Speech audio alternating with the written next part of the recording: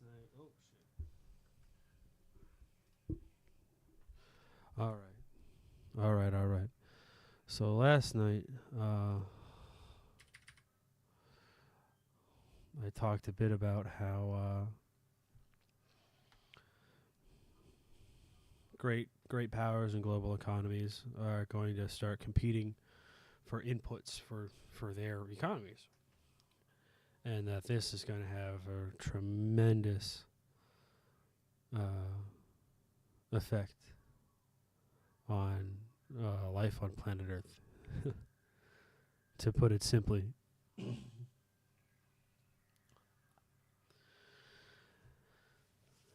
And so, I really want to stress that I'm just an amateur, um, but I do a lot of reading, I do a lot of thinking.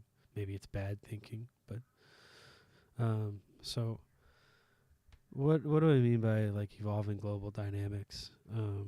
Well, the trade war is clearly going to get hotter.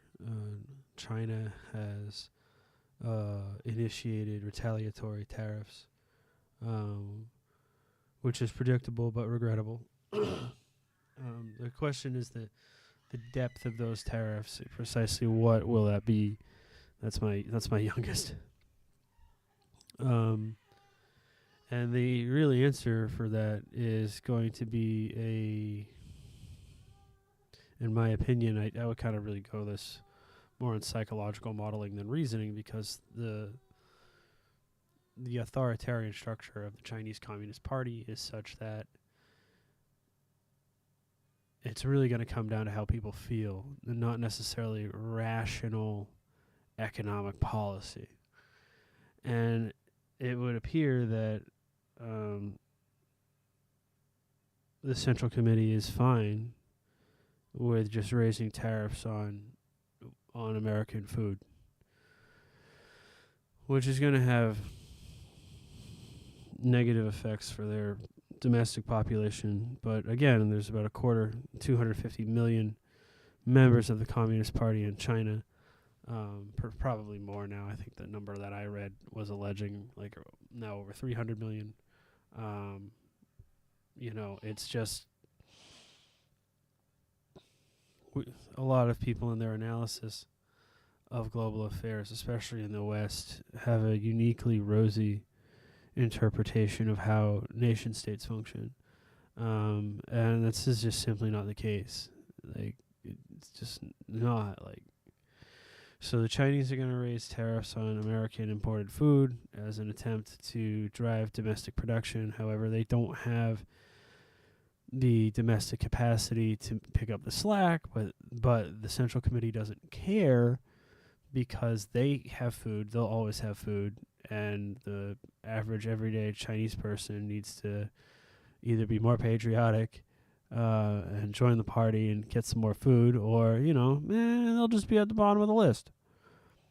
And I'm not a swami. I'm not like preternatural. Like, I just studied. I'm a student of history, and specifically the history of communism and how it functions in its as a regime, as a thing, as a device. And so my anticipation is that the Central Committee doesn't give a shit about how everyday Chinese people struggle, and they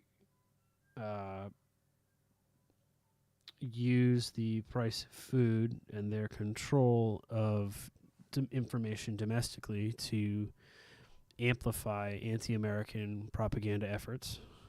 And then they continue to orchestrate things so that they can initialize some of their more predatory economic goals. And this will work probably reasonably well. There's already a lot of unrest happening in China.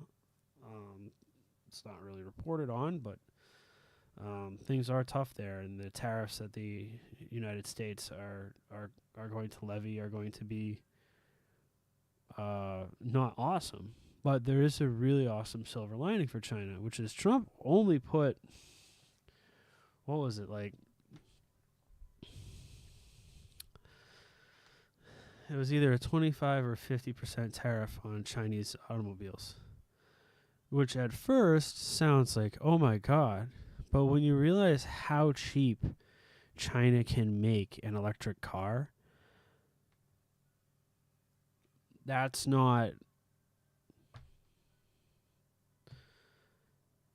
you know, so I was a bit shocked when I saw, because I'm just very business minded, when I saw like only 25% on an electric car. Like, honestly, like they could still completely swamp. They could completely swamp.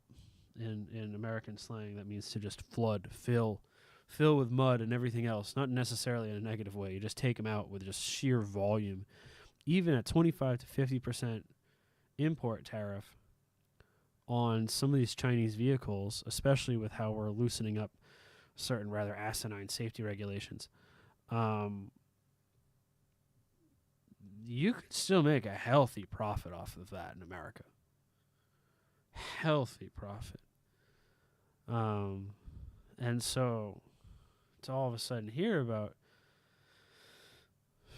reciprocity, that tells me, presuming it's true, right now the media is doing a lot of lying, but let's just presume that's true.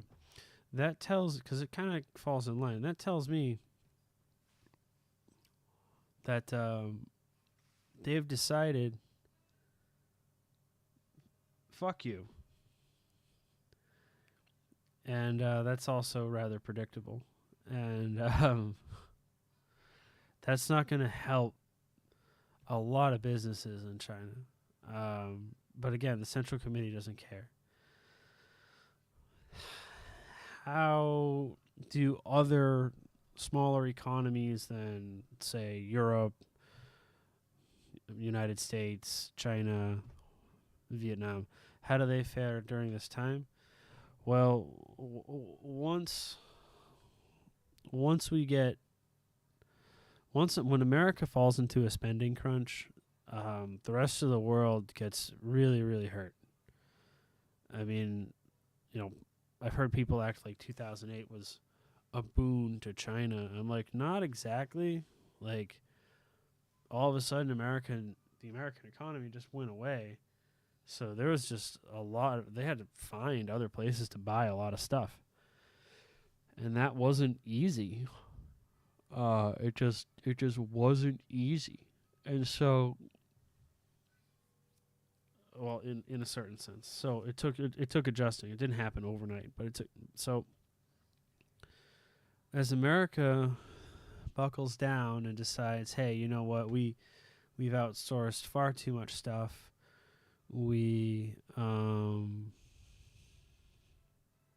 can't keep doing that. It's not sustainable. Also, we're running just so high on debt. We don't want to do away with the social safety nets that we have. We actually kind of want to be able to support and increase them because they're part of what makes America good. But we can't, this totally self-destructive charity, we can't engage that. Like, there are blind people in the United States that these systems were made for, and they're supposed to get a helping hand their whole life. All right, that's not going to be able to be sustained if we just keep giving all these benefits away. Especially if you show up here illegally, and there are a whole host of people that they're just getting the benefits set to maximum, which is what Doge has found out.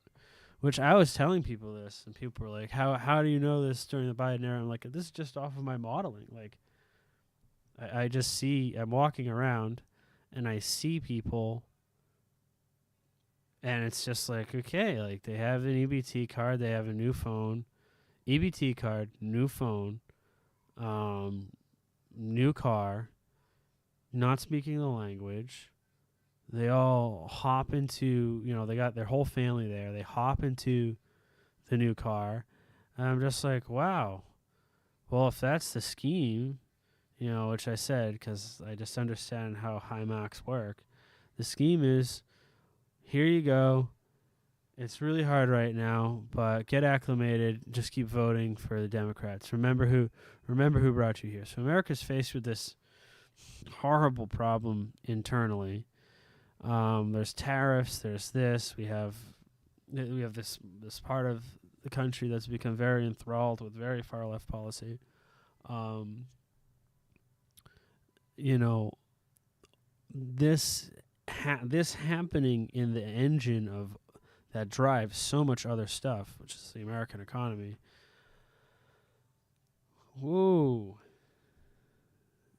It's a big deal. So,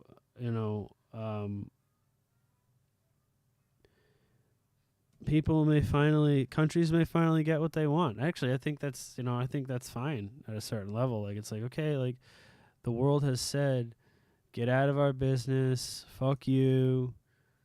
Your American interventionism is useless. We don't like your anti-proliferation efforts. And so, we've just said, fuck it. You're right. Now, here's the problem. We have a military and have constructed a system that supports all these welfare programs and everything else. And we have a military that is absolutely terrific.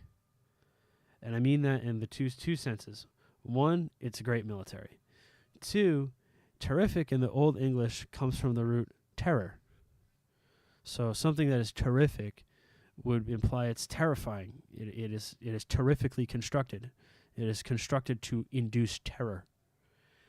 And you will not hear me pull any punches when I say that all militaries are constructed to induce terror. But it's restrained within a set of law, within a set of within the boundary. And when you cross into that boundary, the full might of the collective will of the people enforced through a state will fall upon you. And in the modern era, that's like really not great. You don't want to be on the end of that gun. You want to sit on the end of the weapon that you sit on every day. All right, which is the right side of it. All right, when it's pointed at you, it's not good. So, the United States of America has this military that people get upset, but it's the truth. It dwarfs like everyone else's. Like it in terms of raw personnel, logistical capability. It is a force of nature unto its own. It is pretty spooky. And it's honestly rather astonishing that the United States isn't a more belligerent country, because there's actually not a lot that other countries could do in the kind of fight that the United States military is geared to fight, which is complete and total instant obliteration. Which sounds like a really great way to have things, but the war on terror has taught the United States that what you really need is something that can be multi-threshold, very multi-dimensional. You need to also still have that full force of, you fuck with us, you turn to ozone, but you need to have deeply calibrated strike systems. And the global war on terror taught the United States this, and the United States developed these systems at the consequence of letting other systems really go to pot. But the dynamism that was foisted on the armed services by the global war on terror has birthed this horrifying, lethal, chimerical hybrid thing that is the Department of Defense. And this force also unto its own, with motives unto its own, is, in need of in need of reformation, but certainly not declawing or defanging, as Trump is clearly showing. No, no, no, no, no, no, no, no. We're just listen, it's cardio day. And so the United States now all of a sudden in this new era of adversarialism, antagonism, and bellicosity is, I think, a bit of it's a false front. But the consequences of actual hemispherical dissolution are clear. The United States will just run this whole shit. Oh, Mexico's going to do something? Ah, yes. The nuclear-powered Mexico. No. What are they going to do? Fucking float a taco over here filled with dope? I mean, yeah, it's terrible. I've watched a lot of my friends die from fentanyl, but it's not total fucking war.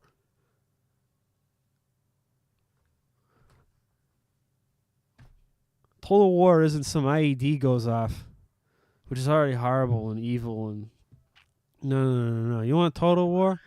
You got a little bit of a trailer in Ukraine with them Russians and Ukrainians. Total war is basically the Russians initialized that really wholeheartedly when they just said, we have all these old mortars and old fucked up rockets. And everybody was like, duh, they're missing. No. This is fucking military waste that still blows up and hurts people, and I'm just going to drop it on your ass. That's total fucking war. There's no discriminating targets. You're just flattening geography. It's just grid squares that have to be smooshed. So, yeah, in terms of being able to do that, the most Mexico can really do is float a fucking taco into the ocean. Sorry, Mexico. Canada? I suppose they could kind of do something because they control the Arctic range up there, but like it would involve another power, and all of their aircraft are made by the United States. Their boats pretty much the same. They don't have the industrial capacity to do anything other than a sustained insurgency, and their own government has disarmed them. So in terms of America, I think the reason why America is doing what it's doing is because it's like, yo, wake up. Like, there's about to be a fight. You guys have got to start going to the gym and hitting the bag 2 a day. And I need to see you do it because they're coming. Who's coming? The fucking Russians, the North Koreans, the goddamn Chinese. All right. They're coming. Their economies demand fucking input.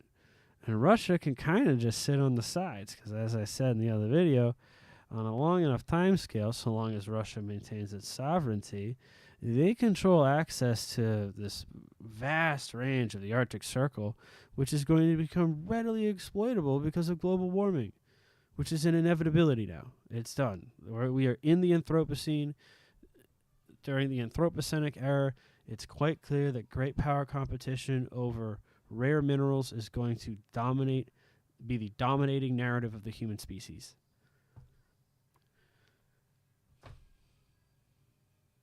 It's the truth. It's clearly the truth.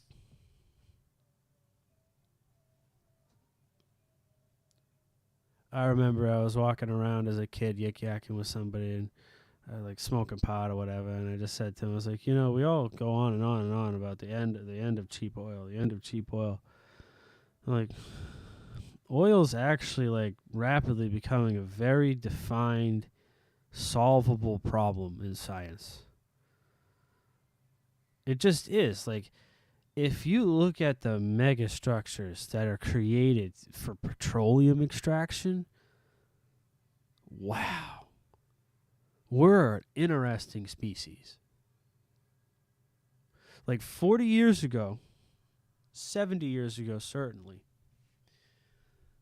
You didn't see that stuff anywhere outside of the imagination of a comic book artist or a science fiction author. I mean, yeah, you had, in the 1880s, you had Baku, and then, you had Pennzoil, Pennsylvania, all right? Baku and Pennsylvania, very far apart. I know that. I'm an American, but I'm not stupid. So you've got these, like, I mean, it's just crazy. I like doing automotive work because I find it to be an interesting puzzle. And over the past 20 years, the technological changes that have happened to motor oil are, I mean, we're in a different galaxy. And so, they're just very good stuff now. The whole stuff of you can't change it at 10,000 miles, this, that, the other. It's like, no, if you actually do good oil maintenance and you buy the appropriate synthetic fucking lubricant, you can do 10,000 miles. It's not a big deal. With the filter, you screw on and off. The technologies that have allowed us to come this far are not going to just go away, even in the face of some cataclysmic conflict between decentralized digital knowledge bases. And now we're moving into an era of very decentralized manufacturing. Even as China allegedly has moved into the dark factory era of manufacturing, that took them a long time to get there. The rest of the world is going to learn from China. The rest of the world has learned from China. It's part of why this is all happening. And what they're going to do is they're also going to have their own dark factories, where, especially for simple widget stuff, human rights would compel us to make dark factories probably even sooner than China. Why would I ever want someone just like, okay, you make this plastic fucking widget, or these classes of plastic toys or widgets, like you sell them by volume, by count number, not by item number. The stuff at the dollar store. That's how that stuff works. You buy it by volume. You don't buy it by item count. Some of it's probably even by weight. Like bars of soap, the stupid toys, all that shit. They don't give a fuck. They're not. Oh, it's this item. No. It's by weight. They put they dump a big old thing and they weigh it, and then you buy that and it's yours. And you go divvy it up and do whatever the fuck you want. So, somebody that's producing objects that simple, like, unless they truly enjoyed it, like, yeah, sure, maybe put them at the end of the dark part of the factory and like quality control, but we're moving into that time, and especially with general AIs and reasoning agents like Grok. I would say Grok's kind of the first reasoning agent. These are fascinating times. Fascinating. But they're very fast moving. They're very dangerous, especially for the poor. For a while, it was rough to be poor, but it's about to be rough to be poor in ways that are just really hard to bear soon. And there's not a lot that Trump can do about it, except to support and strengthen social safety nets. But the only way that Trump can do about it, the only way that he can really do that is everything that he's doing now. Close down the border, get all the people out of here that you possibly can, all right? And, the market is going to swoon. It'll probably swoon again. I think the most frustrating thing for me as someone who's very analytical is it becomes very difficult to continue to forecast and analyze stuff because headlines have just become so polluted, so meaningless. So I got to go to raw numbers, scuttlebutt, economic data, and interpolation. which is not a great place to be. But this is really where I see the world going. We're definitely moving towards conflict, and nations are very, very actively and urgently working to shore up their defenses for their populations. That's what I see. Everybody, you need to be sure to make your own vaccines. Be sure to have enough of your own food. Be sure to have a big enough military. Oh yeah, something's really about to go down. And while America looks inward, while the English-speaking world looks inward, the rest of the world falls into a dire situation. I understand the global impact of USAID, but people also need to understand that it had become a institutionally captured thing. Its institutional capture was total. I mean, it was giving billions of dollars to terrorists against the United States. I mean, talk about an assassin's mace, a hidden strike. And it's just like, yeah, okay, well, all that's got to stop. And so all of it's stopping.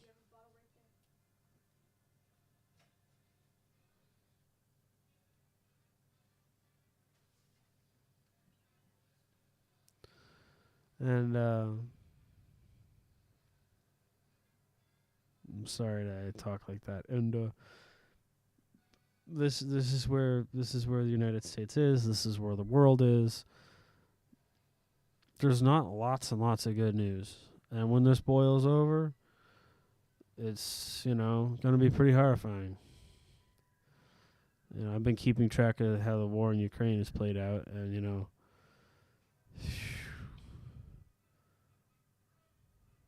it's horrible. The President of the United States is right to say, hey, we really should stop this. He's right to say, like, hey, this method of warfare gets really, really, really inhumane really fast. A level of inhumanity that hasn't been seen by us since we went from lever actions, revolvers, flintlocks, and Gatling guns to, the actual machine gun. But it's going to be with drones, and it's going to be with autonomously targeting ordnance. Like, just imagine a drone, and, like, instead of using a gun, it just has a spike.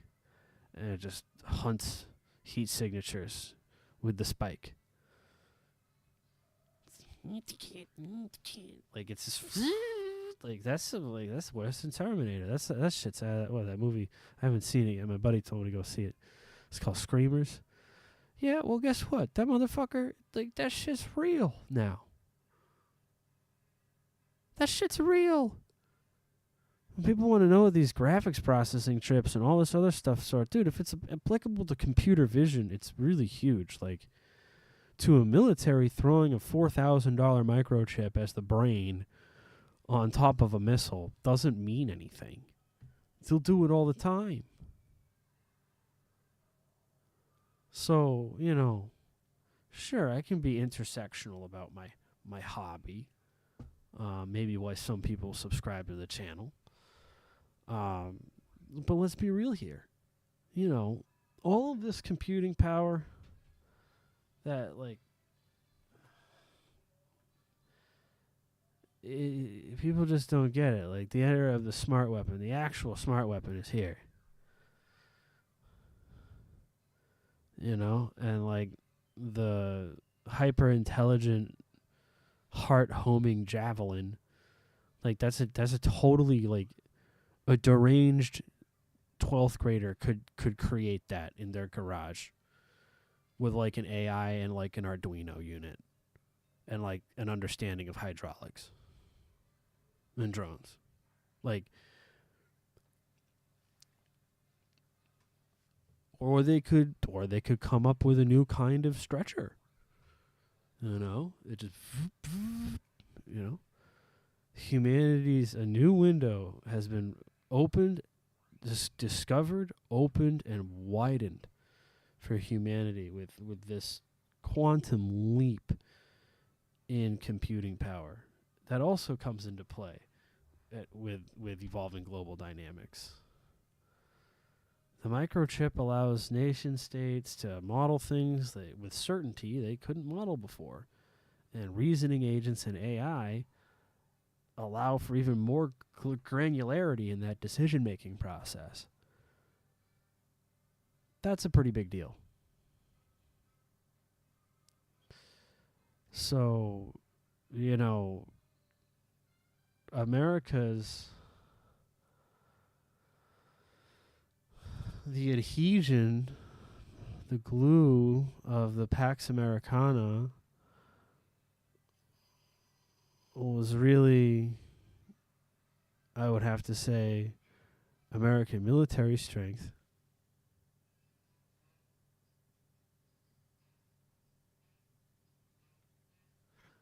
Was American military strength. I gotta hop off here. Can't keep monologuing. But it was. Well, let me finish. It was American military strength and the faith in American rule of law. And as Americans' military strength hasn't eroded necessarily in a certain sense, but we're definitely, other nations are at parity enough to where the United States has to be rather careful.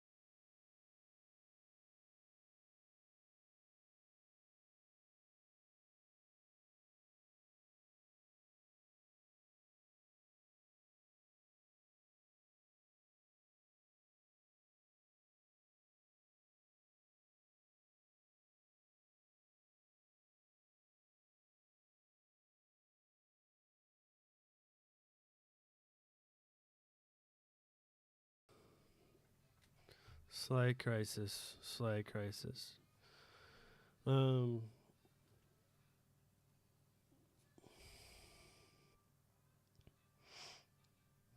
so because nations and their economies can project more power, they can all act. All the ones that can all are. Europe would like to be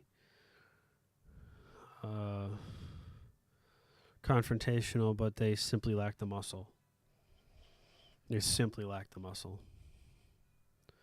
The only reason why Ukraine wasn't run through like shit through a goose is because of the United States. And the United States has honestly been supporting Ukraine for way more than 3 years. People just don't know it. And Russia has very affirmatively said, nah, dude. And the Europeans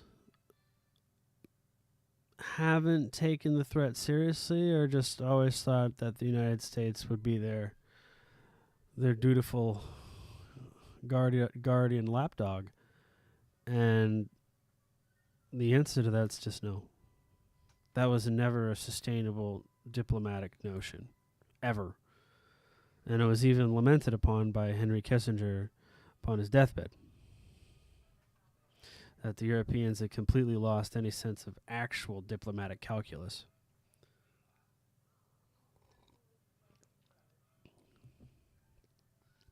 And so now the United States has disposed with decorum, but that's kind of usually what happens right before there's a street fight. There's a lot of fuck you and fuck your mom. And that's kind of what's going on. You know, who's got my back? Do you got my back? You don't got my back? Fuck you and fuck your mom. You know, there's a lot of that going on. And so I think fundamentally that the Western Hemisphere will consolidate into a culturally unified edifice, though distinct when examined, you know, in parts. The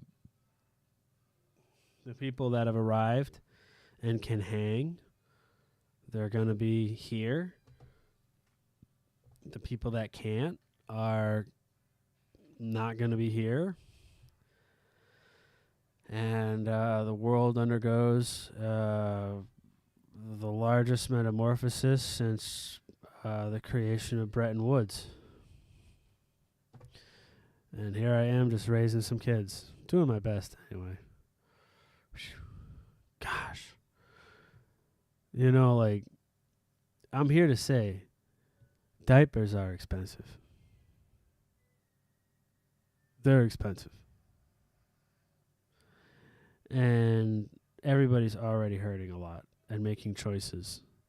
And so as these governments enforce their austerity on themselves, of course, the common man is going to be feeling unease, the pinch in their wallet and everything else. And what's my advice? Just prepare. You know, have auxiliary electronics. Just, you know, you don't go crazy prepping. Don't. It's a disease. But do some. Have auxiliary electronics. You know, learn how to repair stuff. People are like, buy gold, buy this, buy that. Nah, just take it easy. Definitely learn how to fix things. And cook. Like, from the ground up. And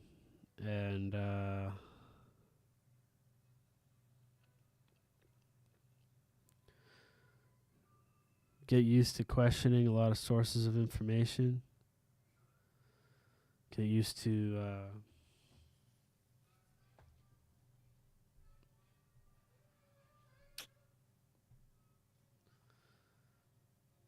having to be adaptable.